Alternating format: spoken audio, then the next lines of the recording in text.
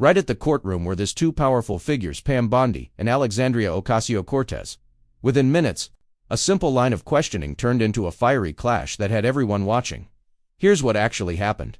The hearing started like many others on Capitol Hill. Lawmakers shuffled papers across polished desks. Staff members quietly whispered behind rows of chairs, and cameras lined the back wall, recording every second of the proceedings. The room carried that familiar mix of anticipation and routine that often defines congressional hearings. On the surface, everything seemed calm. Witnesses sat at the long table facing the committee, microphones positioned carefully in front of them. Folders filled with documents were stacked neatly nearby. Staffers occasionally stepped forward to pass notes or adjust materials. At the center of the witness table sat Pam Bondi. She appeared composed and focused, prepared for what would likely be a long day of questioning. Anyone who has followed Washington hearings knows that witnesses are often asked dozens of questions from lawmakers, representing very different viewpoints. Bondi seemed ready for that challenge. Across the room, members of the committee waited patiently for their turn to speak. Some reviewed notes. Others leaned back in their chairs, listening closely to the ongoing discussion. Among them sat Alexandria Ocasio-Cortez, known for her sharp questioning style and direct approach during hearings.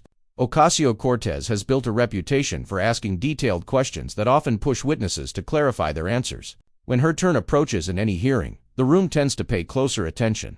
But at this point, the hearing still felt routine. The early portion of the discussion focused mainly on legal procedures and policy matters. Lawmakers asked about the role of the Justice Department, its responsibilities, and how major decisions should be handled within the legal system. Bondi answered, carefully and methodically. She explained her views on how the Justice Department should operate and emphasized the importance of following established legal standards.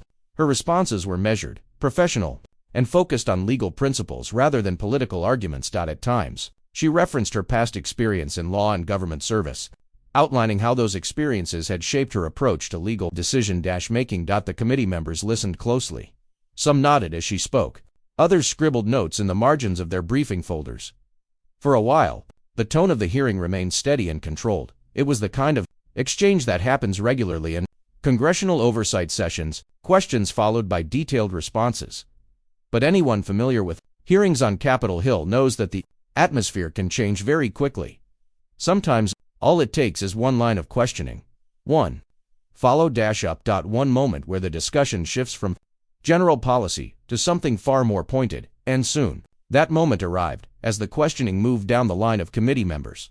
Each lawmaker used their allotted time to raise issues important to them. Some asked about legal processes. Others focused on broader questions about government oversight. Then the chair called the next name, Representative Alexandria Ocasio-Cortez. Almost immediately, the energy in the room shifted. It wasn't dramatic or loud at first, but it was noticeable.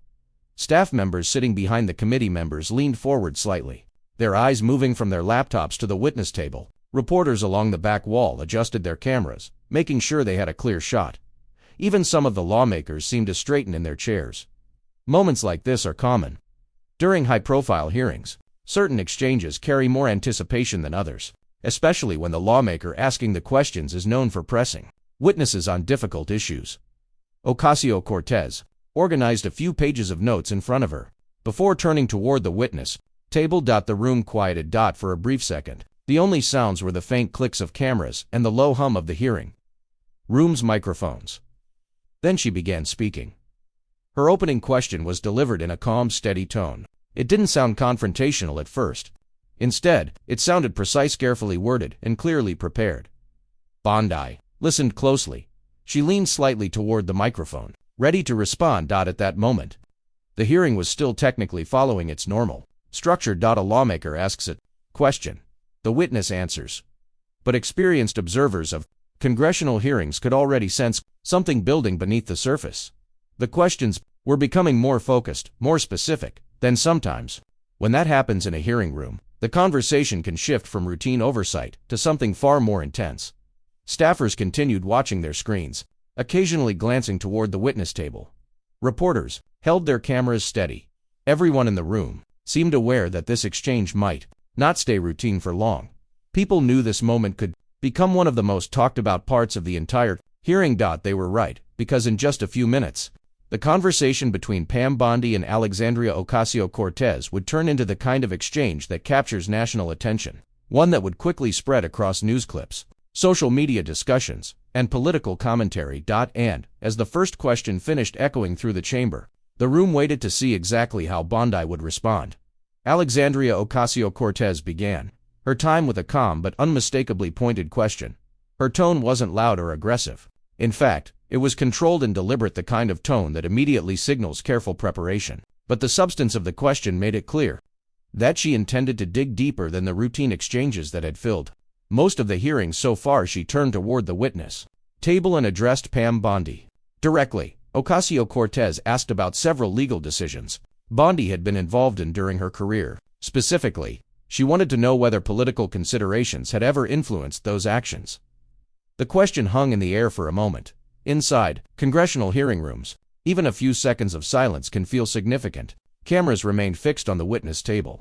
Staffers stopped typing for a moment to listen more closely. Bondi leaned slightly toward her microphone before answering. At first, her response was careful and measured. She emphasized that throughout her legal career, her decisions had always been guided by the law, not by politics. She explained that legal judgments must rely on facts, evidence, and established procedures rather than outside pressure. According to Bondi, that principle was fundamental to maintaining the credibility of the justice system. Her answer sounded confident and practiced. For a brief moment, it seemed possible the exchange might stay within the familiar pattern seen throughout the hearing, a question followed by a formal, carefully worded response. But Ocasio-Cortez wasn't finished. Rather than moving on to another topic, she leaned slightly forward and asked a follow-up. She said that while general principles were important, the committee was interested in specifics. She wanted to know whether there had ever been situations where certain cases received unusual attention, or perhaps unusual restraint. The phrasing was precise. Ocasio-Cortez didn't accuse Bondi directly of wrongdoing. Instead, she framed the question in terms of accountability and transparency. Still, the implication was clear. She was asking whether political relationships had ever influenced how particular cases were handled. The atmosphere in the room began to shift. The quiet murmur that sometimes fills hearing rooms faded as people focused more closely on the exchange. Reporters sitting along the walls adjusted their cameras, sensing that the conversation might be turning into one of the hearing's most significant moments. Bondi responded again. This time, her tone remained composed, but it carried a slightly firmer edge. She pushed back against the suggestion that political favoritism had ever influenced her work. According to her, the idea that cases might receive special treatment because of political connections was simply inaccurate. Bondi explained that every case she handled followed the same legal framework. Evidence was reviewed. Legal standards were applied. Decisions were made based on the law. She emphasized that this consistency is what ensures fairness in the justice system. For a moment, it looked as though the exchange might settle there. But Ocasio-Cortez continued pressing. She turned to specific criticisms that had surfaced in past public discussions about certain legal decisions. Without making direct accusations, she asked whether Bondi believed those concerns had been fully addressed. The questioning was becoming more detailed. Each follow-up narrowed the focus slightly. Each answer required Bondi to defend not just general principles, but also how those principles had been applied in real situations. The tone of the room began to tighten. Staffers behind the committee members leaned forward in their chairs. Some whispered quietly to colleagues while glancing toward their notes. Everyone could sense that the exchange was becoming more intense. Bondi once again rejected the idea that favoritism had influenced her decisions. She said the suggestion was not only incorrect, in her view, but also those unfair processes to the legal exist specifically to prevent political bias from affecting according outcomes. to her. But even Teams as of she attorneys defended her review record, evidence the carefully questioning before didn't any slow legal down. action is taken. Instead, it became more precise. Ocasio-Cortez asked about how prosecutors decide when to pursue investigations and when to close them. She asked about the factors that guide those choices and whether external pressure ever becomes part of the equation. Bondi answered each question in turn, returning repeatedly to the same central argument. The law must remain the guiding standard. Yet the conversation was clearly moving beyond a simple policy discussion. The exchange had become a test of competing perspectives. On one side was the argument that legal institutions already contain safeguards to prevent political influence. On the other was the belief that strong oversight and detailed questioning are necessary to ensure those safeguards actually work. As the dialogue continued, The tension in the room slowly built. It wasn't the kind of dramatic shouting match sometimes seen in political debates. Instead, it was something quieter but no less intense. Each question became slightly sharper. Each response became slightly more defensive. And by that point, everyone in the chamber seemed to realize the hearing had entered a very different phase. What had started as a routine line of questioning was turning into one of the most closely watched exchanges of the entire day. As the exchange continued, the atmosphere inside the hearing room grew noticeably more intense.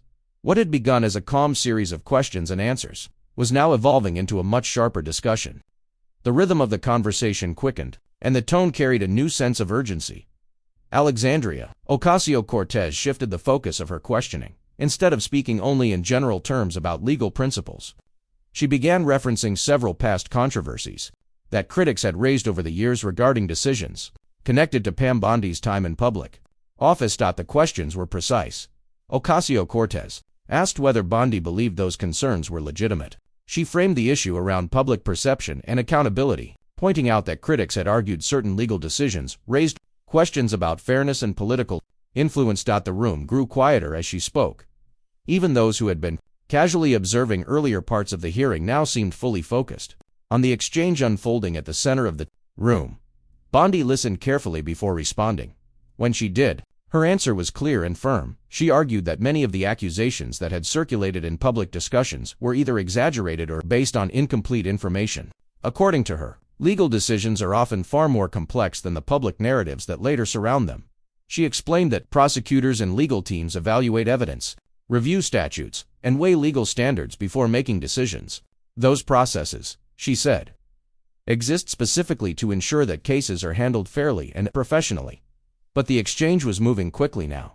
As Ocasio-Cortez followed up with another question, Bondi attempted to respond immediately. For a brief moment, both sides began speaking at nearly the same time. It wasn't shouting, but it was clear that the pace of the discussion had accelerated. The committee chair stepped in briefly, raising a hand and reminding both participants to allow each other time to finish speaking.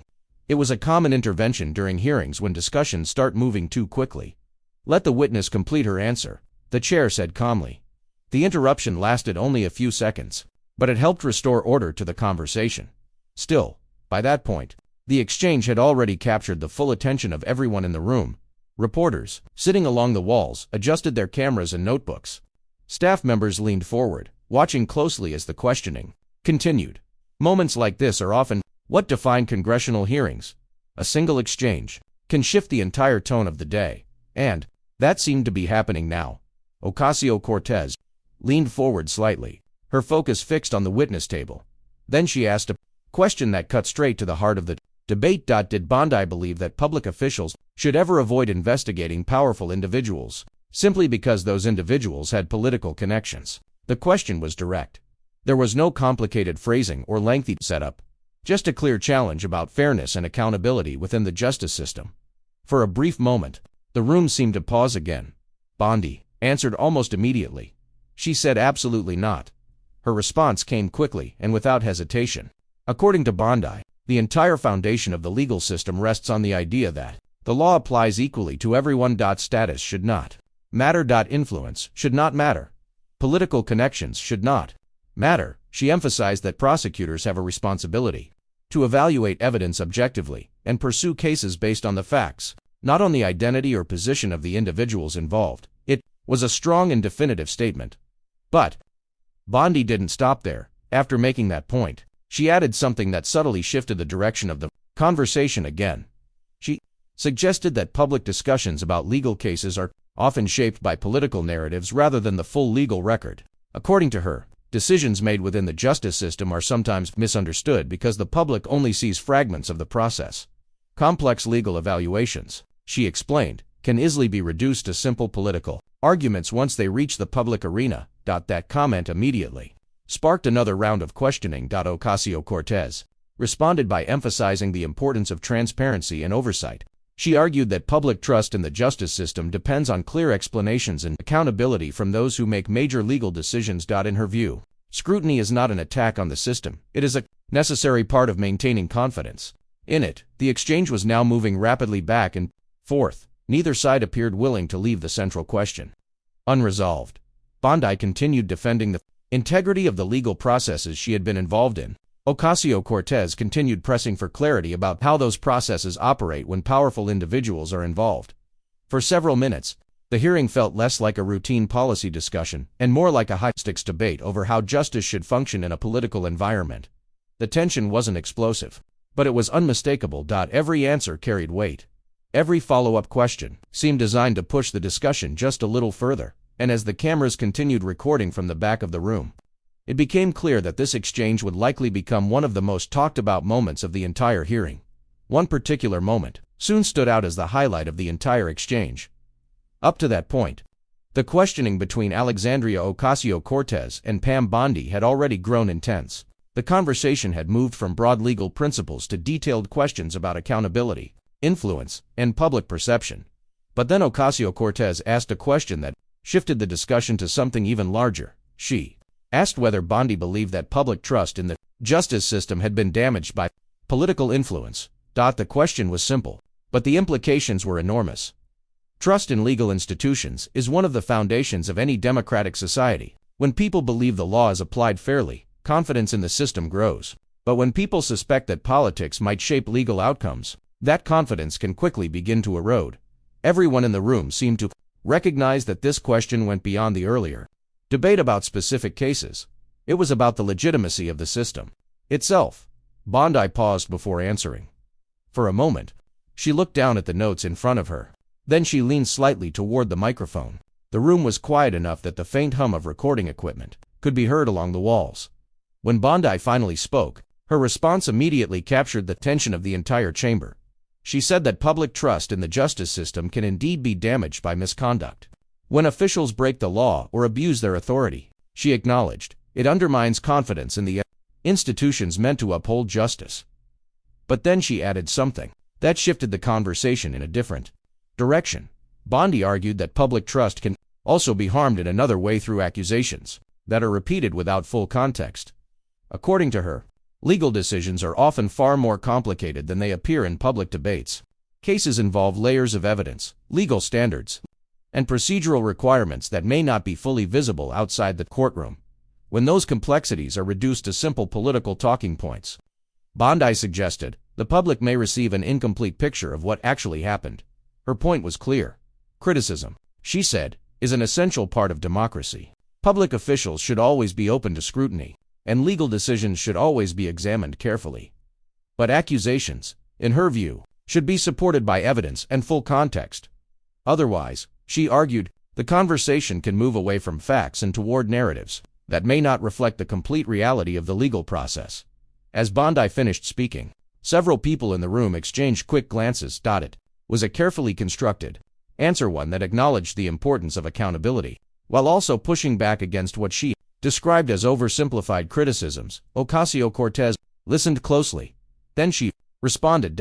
She agreed that trust in the justice system is deeply important. But she emphasized that transparency and accountability are exactly how that trust is protected. According to Ocasio-Cortez, strong oversight does not weaken institutions, it strengthens them. When public officials know their decisions may be closely examined, it encourages higher standards and greater openness. She pointed out that congressional hearings themselves are designed for that purpose. Lawmakers ask difficult questions not to undermine institutions, she said, but to ensure that those institutions remain accountable to the public they serve. Her response reframed the issue. While Bondi had focused on the dangers of accusations without context, Ocasio-Cortez focused on the necessity of public scrutiny. Both arguments addressed the same concern, protecting confidence in the justice system, but from different perspectives. For several seconds after that exchange, the room fell completely quiet. No one spoke. No papers shuffled. Even the usual whispering among staffers seemed to pause. It was one of those rare moments during a hearing when everyone present understands that something significant has just been said. Both sides had laid out their positions. Clearly, on one side was the argument that legal institutions must remain independent from political pressure and that public debate should always rely on full and accurate information. On the other side was the belief that strong oversight and public questioning are essential tools for maintaining accountability within powerful institutions. Neither perspective was simple, and neither could easily dismiss the other. In many ways, The exchange reflected a broader conversation taking place far beyond the hearing room. Across the country, people continue to debate how best to balance independence and oversight within the justice system. How can institutions remain free from political pressure while still being accountable to the public? That question has no easy answer. But in that moment, inside the hearing chamber, the debate had been captured perfectly in a single exchange. To public figures, two different perspectives. One issue that touches the core of democratic governance. And as the silence in the room slowly gave way to the next question from the committee, it was clear that everyone present understood. They had just witnessed one of the defining moments of the entire hearing. Eventually, the questioning time expired. In congressional hearings, every lawmaker is given a limited window to ask questions, and once that time runs out, the chair must move the discussion forward, no matter how intense or interesting an exchange becomes. The rules of the committee still apply. The committee chair glanced down at the timer, and then back toward the witness table, with a calm but firm tone. The chair thanked both Pam Bondi and Alexandria Ocasio-Cortez for the discussion and announced that the hearing would proceed to the next speaker. Just like that, the spotlight shifted. Another member of the committee began asking questions, and the formal structure of the hearing resumed. On paper, the moment had passed. But inside the room, it was clear that something significant had just happened. Even as the discussion moved to new topics, legal procedures, policy questions, and administrative matters, the earlier exchange still lingered in people's minds. Staffers seated behind the committee members quietly whispered to one another. Some scrolled through their laptops, already reviewing notes from the conversation that had just unfolded. Across the back of the room, reporters were doing the same. Many of them had been recording the hearing from the moment it began, but now their attention was focused on one specific segment. The debate between Bondi and Ocasio-Cortez. Camera operators replayed footage, journalists compared timestamps, producers quickly clipped key moments that might soon appear in news segments or online coverage. In the modern media landscape, moments like these can travel far beyond the hearing room within minutes. And that's exactly what began to happen. Before long, clips of the exchange started circulating online. Political commentators, journalists, and everyday viewers began sharing short video segments from the hearing across social media platforms. Some posts highlighted Bondi's responses. Others focused on the pointed questions from Ocasio-Cortez. The reactions came quickly and they were varied. Supporters of Bondi praised her for remaining calm under pressure. They argued that she had defended her record clearly and refused to accept what they viewed as unfair accusations. From their perspective, the exchange showed the importance of standing firm when challenged about past decisions, but others saw the moment very differently. Supporters of Ocasio-Cortez applauded her for asking direct questions and pushing for more detailed explanations. They argued that oversight hearings exist precisely for this purpose, to examine the actions of powerful officials and demand transparency. For them, the exchange represented accountability in action. Depending on who you asked, the moment represented two very different things. For some observers, it showed why lawmakers must challenge powerful figures in order to ensure that legal institutions remain fair and transparent.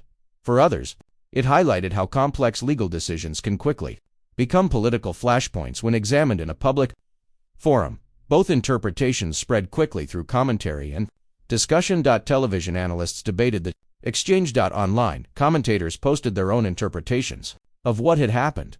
Some focused on the legal questions raised during the discussion. Others focused on the political dynamics between the two figures. But despite those different perspectives, there was one point that nearly everyone seemed to agree on. The exchange had transformed what might have been an ordinary hearing into something far more memorable. Congressional hearings often last for hours, and many of the discussions that happen inside those rooms never attract widespread public attention. Yet occasionally, a single exchange captures something larger than the immediate topic being discussed. That's what had happened here. The moment between Bondi and Ocasio-Cortez wasn't just about specific legal questions or past decisions. It reflected a broader national conversation about justice, accountability, and the role of oversight in government. In that sense, the debate had reached far beyond the walls of the hearing chamber.